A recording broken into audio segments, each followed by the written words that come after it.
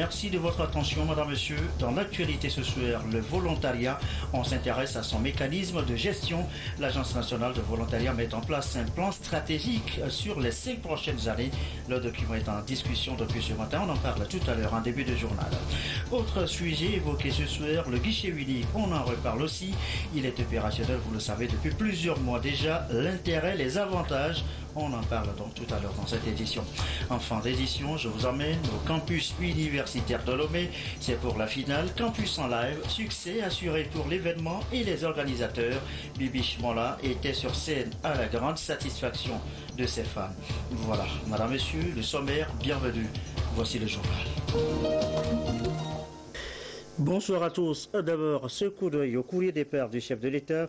2 messages. Message de félicitations, de compassion. Message de félicitations tout d'abord adressé à son Excellence M. Vladimir Poutine, président de la Fédération de Russie. C'est à l'occasion de la fête nationale de ce pays. Il m'est particulièrement agréable de vous adresser, écrit le président Fornassimbe, les très vives et chaleureuses félicitations du peuple et du gouvernement togolais auquel je joins les miennes propres. Il me plaît également de saisir l'opportunité qu'offre ce moment solennel de souvenir et d'allégresse pour votre pays pour saluer la qualité des relations d'amitié et de coopération qui existent entre la Russie et le Togo et réaffirmer par ailleurs mon vif souhait de les voir se consolider et se diversifier davantage. L'autre message de félicitations, il s'adresse à son Excellence Monsieur Benigno Aquino II, président de la République des Philippines. C'est à l'occasion de la fête nationale de ce pays-là aussi. Je voudrais saisir l'heureuse opportunité, écrit le président Fornassimbe, l'heureuse opportunité qu'offre ce jour de communion et de souvenir pour votre pays, pour me réjouir des relations d'amitié et de coopération qui existent entre nos deux pays et souhaiter vivement de les voir se renforcer, se diversifier davantage pour le bonheur de nos populations respectives. Dernier message, le message de compassion, il va à son Excellence Monsieur Xi Jinping, président de la République populaire de Chine. C'est à l'occasion du naufrage de navires de croisière transportant 458 personnes sur le fleuve Yangtze. L'accident survenu en début de semaine suite donc à cette terrible catastrophe qui a profondément ému le peuple togolais. Je tiens, écrit le président Fornassimbe, je tiens à vous présenter au nom de mes compatriotes et en mon nom personnel mes sincères condoléances et ma compassion.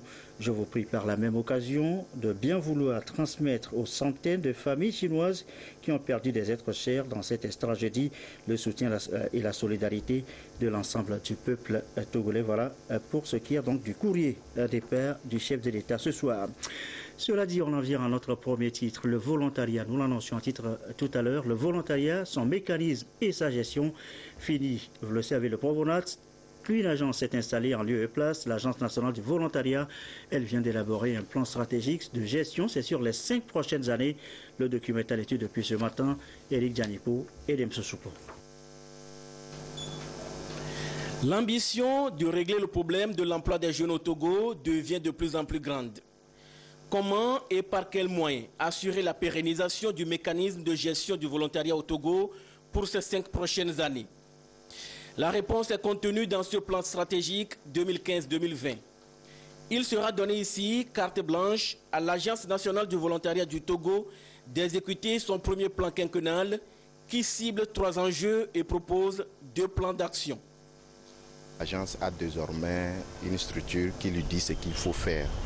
Depuis la mise en place du programme jusqu'à aujourd'hui, c'est exclusivement les jeunes diplômés sans emploi qui ont été mobilisés.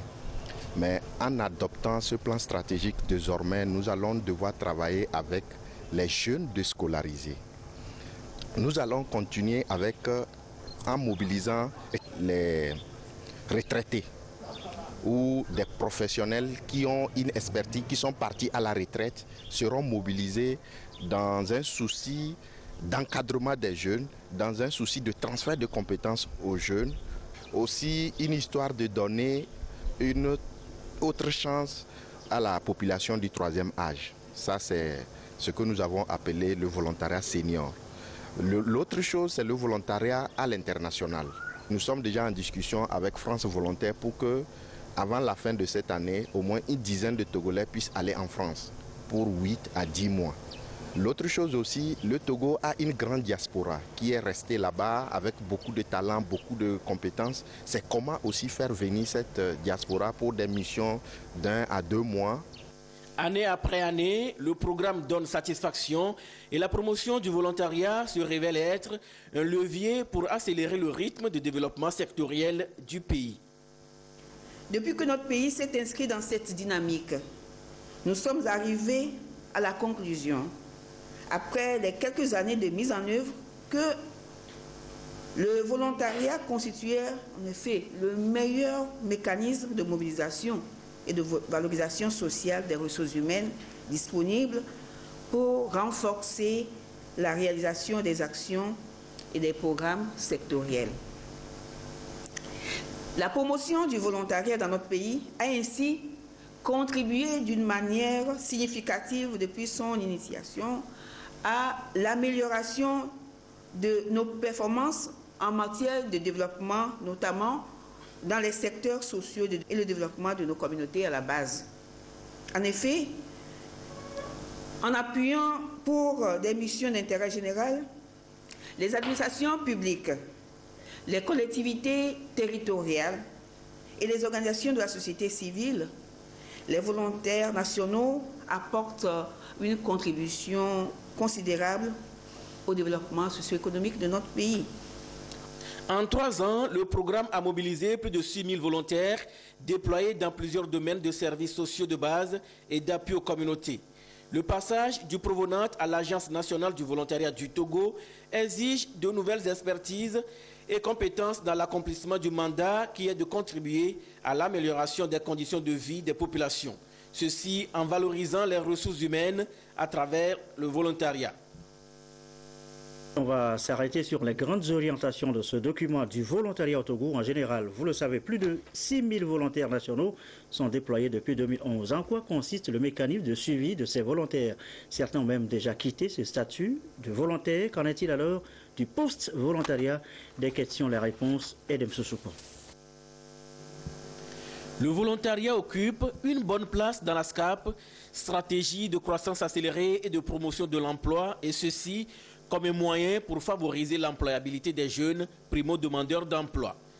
Sur plus de 6 000 volontaires déployés, on estime à environ 2 000 le nombre de ceux qui sont sortis du système. Une grande partie a trouvé un emploi. Le gouvernement a décidé alors d'insuffler une nouvelle dynamique au volontariat national avec la mutation du Provenant en agence. Sur le terrain, les résultats sont appréciables. Les volontaires qui arrivent dans la région des Savanes sont, je peux dire que dans leur majorité, sont très très motivés. Dans tous les secteurs de développement, nous avons les volontaires. Dans la culture, ils sont là. Dans le domaine de la santé, où vraiment ils occupent une place très très importante. Dans l'éducation, ils sont là. Dans tous les secteurs de développement, je peux dire, et ils contribuent sérieusement au développement de ces secteurs. Alors, lorsqu'ils sont dans la région, notre rôle, c'est de suivre leur activité. Le suivi se fait aussi bien au niveau de ces volontaires qu'au niveau de leur structure d'accueil. Tous ces volontaires se comportent très bien au niveau des structures parce que lorsque nous faisons le tour au niveau de leur lieu de travail, les structures d'accueil apprécient évidemment leur travail parce qu'ils ont apporté que de la valeur ajoutée au niveau des prestations qu'ils arrivent à apporter au niveau de chaque structure où ils évoluent. Par exemple, dans l'administration publique, plus de 23% des volontaires ont été affectés et participent à l'amélioration du service public. Près de 1000 volontaires ont contribué à renforcer la couverture sanitaire du pays et de la qualité des services hospitaliers des unités de soins primaires. Ils ont également aidé à l'accélération du traitement de 500 dossiers des détenus en attente de jugement, ce qui a eu pour conséquence la libération de 200 prisonniers. L'analyse de tous ces acquis nécessite une pérennisation du programme et le post-volontariat est aussi un enjeu qui retient l'attention du gouvernement. Nous tenons à ce que dans leur structure d'accueil, que ces jeunes puissent être accompagnés parce qu'on ne veut pas qu'ils soient des volontaires à vie. On veut que ça soit un passage qui les outille et qui fait en sorte que ces jeunes puissent avoir l'expérience professionnelle. Nous développons une veille informationnelle pour eux, pour qu'ils aient des informations sur les différentes possibilités d'emploi. Quand il y a des concours qui sont organisés, nous faisons le plaidoyer pour qu'un quota assez consistant soit réservé aux volontaires. L'exemple du concours de la santé, et il y en aura d'autres. Nous essayons de les pousser à ce que ces jeunes puissent saisir toutes les opportunités d'emploi parce que nous estimons qu'un jeune volontaire est désormais outillé, il gagne en assurance, il gagne en confiance et il peut vraiment se positionner sur des postes sur le marché du travail. Plus qu'un simple volontariat, c'est un engagement citoyen des jeunes à participer à la gestion des grands défis de développement du Togo. L'ambition aujourd'hui est d'insérer professionnellement au moins 50% des volontaires au bout de 2 ans et 90% au bout de 4 ans. Il est 20h10. Autre titre de l'actualité ce soir, le guichet unique. On en parle encore ce soir. Il est opérationnel depuis plusieurs mois déjà au Togo. Il devrait simplifier et raccourcir les procédures. En somme, que des avantages au final. Lesquels précisément? Retour sur le guichet unique et ses avantages. C'est avec Esther Laclé.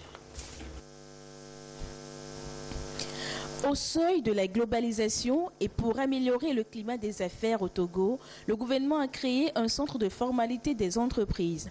Le dit centre fonctionne sous la forme d'un guichet unique où sont effectuées toutes les formalités de création, de modification et de dissolution d'entreprises. Le guichet unique du commerce extérieur est un système qui permet l'automatisation totale des procédures et des formalités de passage des marchandises, que ce soit au niveau maritime, terrestre comme aéroportuaire.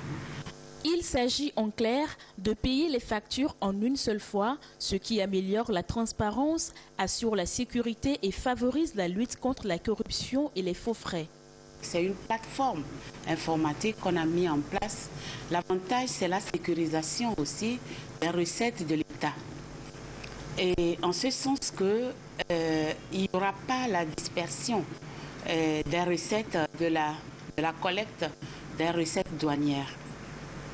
Et cela permet aussi aux acteurs qui se trouvent à chaque niveau, de savoir exactement ce qu'ils génèrent comme ressources à chaque paiement. Cela permet aussi de gagner du temps. Parce que pour les opérateurs économiques, le temps, c'est de l'argent. La mise en place du guichet unique aussi a un autre objectif, c'est de lutter contre la corruption. D'éviter que les gens, que les transitaires, que les opérateurs économiques soient en contact direct avec les acteurs. Sans contact physique, et on réduit la corruption. Ce qui fait aussi que l'objectif de ce guichet unique également permet de réduire ou supprimer carrément les faux frais. Les opérateurs économiques peuvent aujourd'hui faire cette opération depuis leur bureau et d'autres facilités devront contribuer à accroître le trafic commercial terrestre, aéroportuaire et portuaire au Togo. Ce système permet à la longue de connecter tous les acteurs, même les opérateurs économiques qui le souhaitent, de les connecter et qu'ils puissent effectuer les procédures de dédouanement à leur niveau et aller juste payer. Même avec les banques, nous sommes en train de voir dans quelle mesure on ne pourrait pas aussi payer automatiquement aussi ces frais, directement par carte de crédit, etc. et en ligne. Le guichet unique va couvrir bientôt toutes les activités relatives au commerce. De janvier à avril dernier, le guichet a connu sa phase pilote aux frontières terrestres. En moyenne, 130 documents de frais uniques sont traités aujourd'hui au port autonome de Lomé. D'ici la fin de l'année, les frontières aéroportuaires seront couvertes. Direction maintenant à Kara, la cour d'appel de Kara avec en toile de fond la protection des enfants, la justice restauratrice.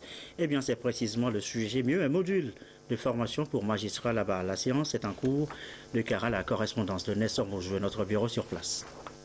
depuis 2006. Magistrats et autres acteurs de la chaîne pénale de la Cour d'appel de Kara en session de renforcement de capacité sur la justice restauratrice des mineurs.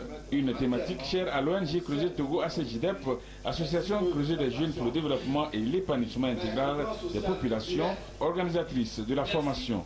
La justice restauratrice des mineurs est un volet de son projet Justice et droits des mineurs exécuté depuis octobre 2013.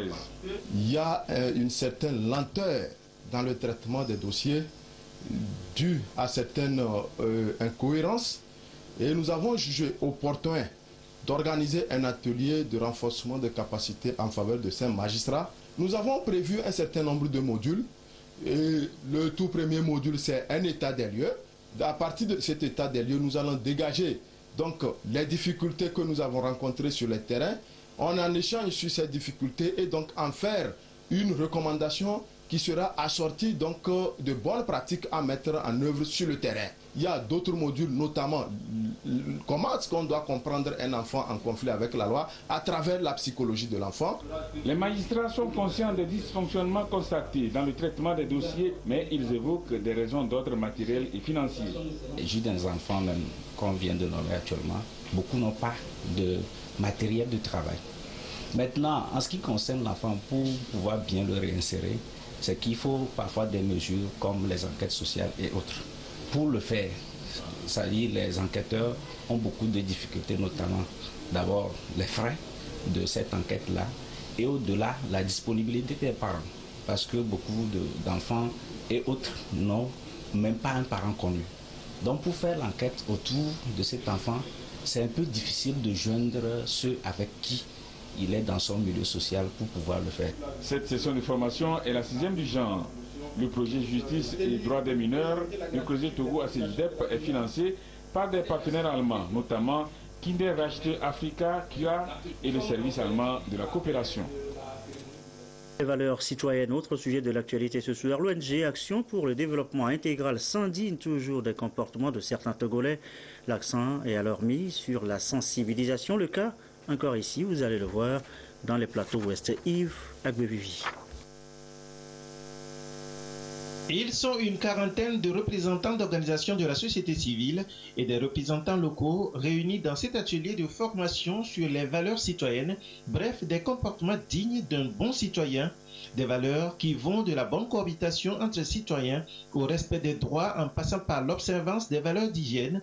Voilà sur quoi les participants seront édifiés, un atelier ouvert à Palimé en présence des préfets des plateaux ouest. Nous constatons qu'il y a encore des comportements, ça et là, qui encore ne sont pas de nature à encourager le processus de promotion de la paix. Nous avons besoin que nous, les citoyens, nous soyons résolument engagés dans le développement du pays. Et pour ce faire, il faut la connaissance des institutions de l'État, les règles de la démocratie, la notion de la citoyenneté, la formation civique, pour pouvoir être un citoyen responsable. Les acteurs formés auront à s'approprier des éléments de cette problématique-là et aller former et veiller la conscience de la population à la base sur cette problématique.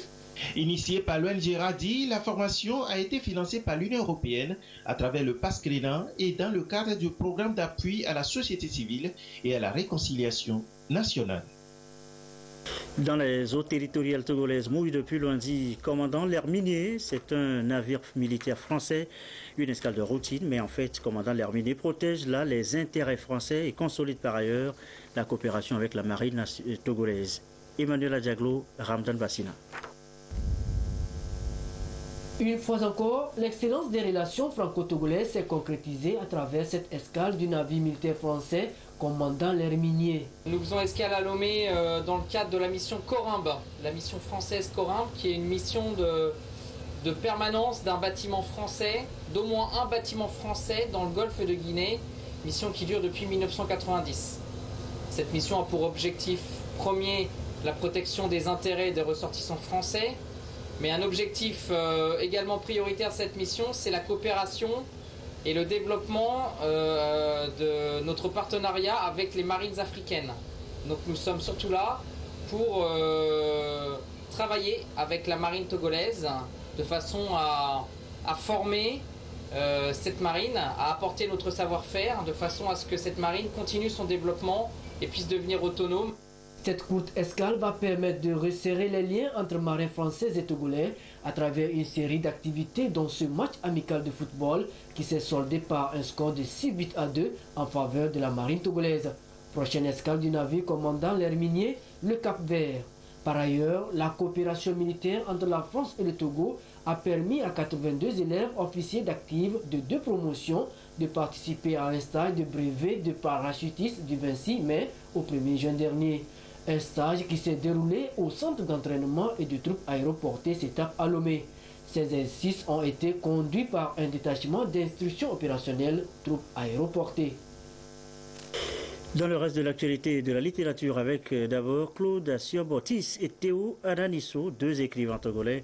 Ils étaient en conférence débat à l'université de Kara. La littérature togolaise a fait l'objet d'échanges à Kara. Le compte rendu avec Nestor Mouzou.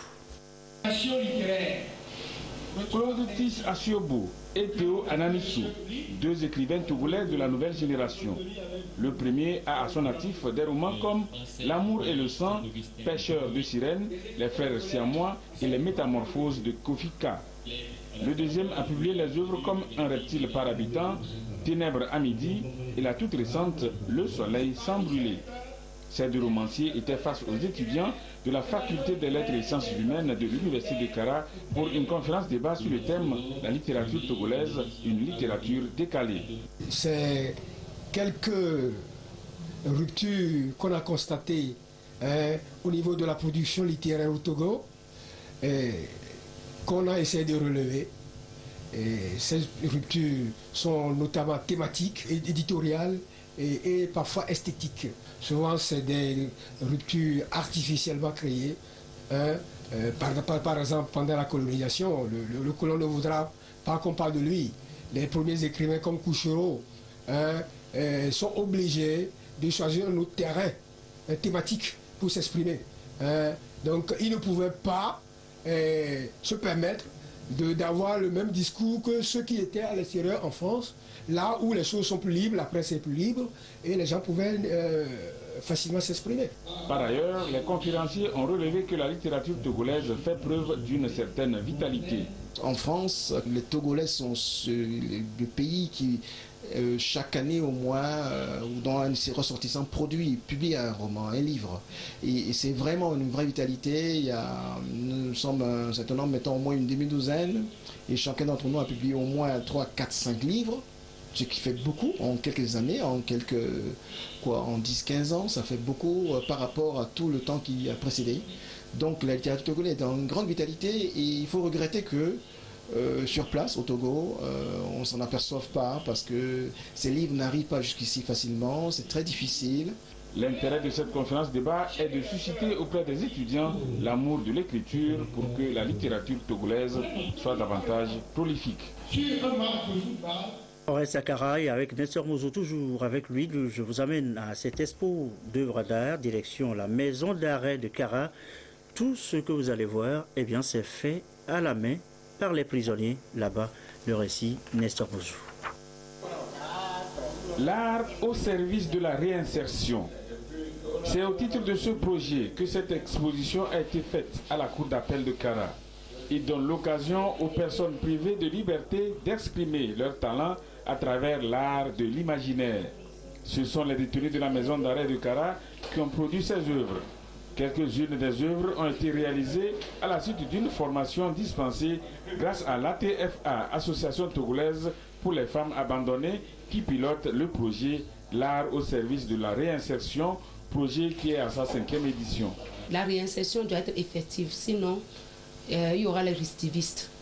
C'est pourquoi même la DAPR, la direction de l'autorité pénitentiaire de la réinsertion, qui m'aidait dans le passé à pouvoir aider, à pouvoir former les détenus, compte tenu du manque de moyens, met l'accent sur la réinsertion.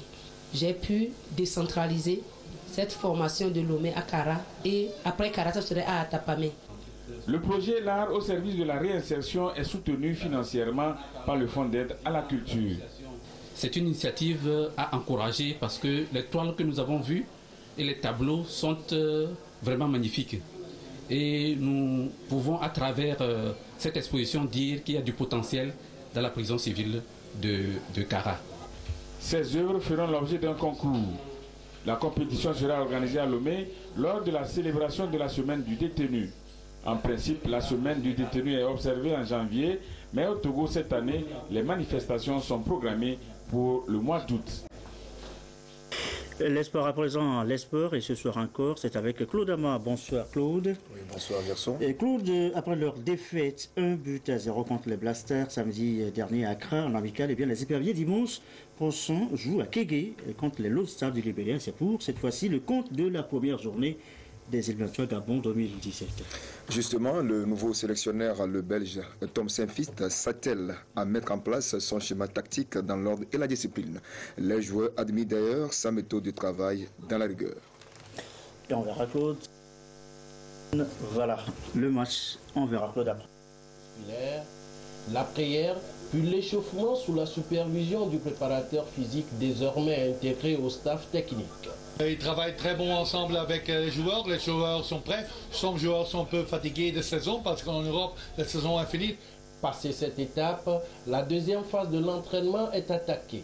Et c'est ici que commence véritablement le travail de l'entraîneur en chef et de son adjoint. Pour ce qui est du Belge présent à la tête des éperviers depuis seulement quelques jours, un nom lui colle bien à la peau. Là, on l'appelle en termes de discipline, parce qu'il aime trop ça.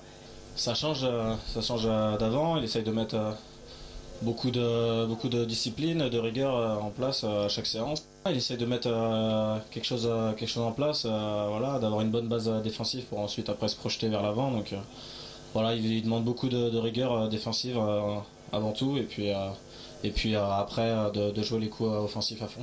Le nécessaire, c'est de pouvoir faire ce que le coach dit tactiquement et tout, et respecter les consignes du coach en fait. Après 2 matchs amicaux face à l'île Maurice et au Ghana, le véritable test grandeur nature des éperviers, c'est ce dimanche à Kégué face au Lone Stars du Libéria pour le compte de la première journée des éliminatoires de la Coupe d'Afrique des Nations 2017. Notre dernier match à domicile n'était pas du tout bien, mais on va essayer de faire le tout possible et essayer de gagner le match et de bien commencer les éliminatoires pour être à la CAN. Ça doit être un honneur pour jouer pour l'équipe nationale et je veux une équipe qui est très motivée pour jouer pour le pays. On joue pas seulement pour les 11, on joue pour les 7 millions de peuples qui sont ici et je veux gagner chaque match. Je sais que ce n'est pas possible, mais on veut qualifier pour le CAN et la discipline est très importante. Discipline sur le train, mais aussi dans l'hôtel et dans tout le camp. Maintenant, on joue à la maison contre les Libéria, c'est un match différent. On veut gagner, c'est clair. Avec le retour attendu des bannis du match amical contre le Ghana, les éperviers seront pratiquement au complet et il ne reste qu'au public de faire massivement le déplacement du stade de Kégué dimanche pour pousser l'équipe à la victoire. Voilà, et pour cette première journée, là, Claude, on voit bien la tête, pour cette première journée, les éperviers affrontent donc les Lone Stars du Libéria, une équipe pas très connue des Togolais. Oui, Jean-Kofi, l'actuel. Justement, Jean-Kofi Didi nous donne dans ce dossier un aperçu de cette formation des Lone Stars du Libéria. Les éperviers du Togo ont rendez-vous avec les Lone Stars du Libéria dimanche au stade de Kégué. Cet adversaire que le Togo a joué pour la dernière fois en septembre 2005 s'est véritablement illustré dans les années 90 par le talent et les qualités personnelles de Georges Weah, ancien capitaine de l'équipe. La sélection libérienne s'est rajeunie d'année en année et présente pour cette campagne Gabon 2017 un tout nouveau visage avec des joueurs venus des championnats libériens, kenyans, malaisiens, portugais, russes, jordaniens, finlandais, chypriotes ou encore indonésiens. Des championnats qu'aucun des 23 joueurs retenus par Tom Saint-Fist n'a disputé durant sa carrière. Certains viennent des destinations bien connues des éperviers telles la France, la Turquie, le Ghana, la Côte d'Ivoire, la Belgique, la Suède, l'Afrique du Sud ou encore la Hollande. En stage d'acclimatation depuis plusieurs semaines à Accra au Ghana, les Lone Stars arrivent à Lomé avec un effectif très modeste. Avec Melvin King, l'un des gardiens de but, James Deba, le sélectionneur libérien, dispose dans sa défense Théa Denis, Patrick Gérard, où Adolphus Marshall, appuyé au milieu de terrain par Théos Wicks-Levis, Zach Grankar ou encore Sami Benson. On retrouve en attaque des noms tels Alex Nimeli, George Weah Jr. et autres Anthony Lafort. Le constat est clair. Les éperviers, vainqueurs de l'All-Star le 4 septembre 2005 à Lomé, après un nul de 0 but partout à Monrovia le 4 juillet 2004, lors des éliminatoires couplés CAN Mondial 2006, auront en face un adversaire qu'ils ne connaissent pas assez, même si les pronostics les portent favoris de cette rencontre.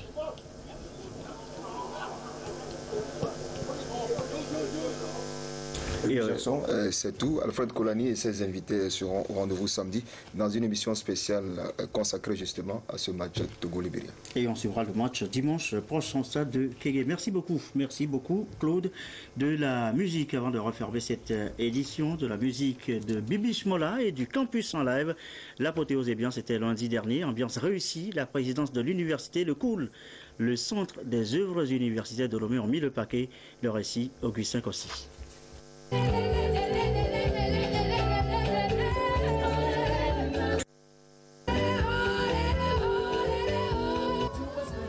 Victoire Biakou, étudiante à la faculté des sciences de l'économie et de gestion FASEG Sacré, reine 2015 de la musique universitaire. Elle est suivie par Yao de la Flèche et Merveille de SGIS. Les 3 candidats ont été soumis à l'interprétation de morceaux imposés, puis à l'exécution de leur composition personnelle. Critères: la synchronisation, l'harmonie et la tenue sur scène. Pour faire rêver les amoureux de la musique et révéler son pitch vocal, Victoire a choisi Man Down de Rihanna.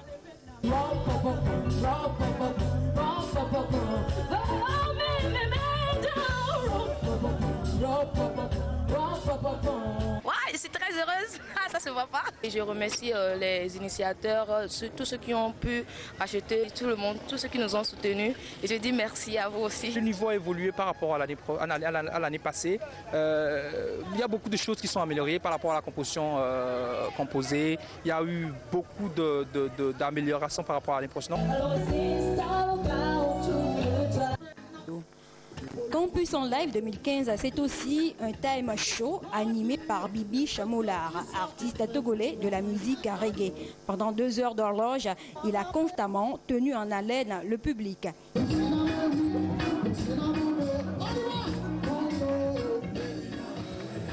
Le courage des différents candidats m'a beaucoup plu, parce que ce n'est pas destiné à n'importe qui d'être tenu devant un public.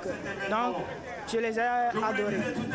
Promouvoir et valoriser les jeunes talents, c'est le credo de Campus en live, mission à laquelle adhère le ministère de la Communication en charge des arts et de la culture afin de détecter les talents cachés et hisser la culture togolaise plus haut.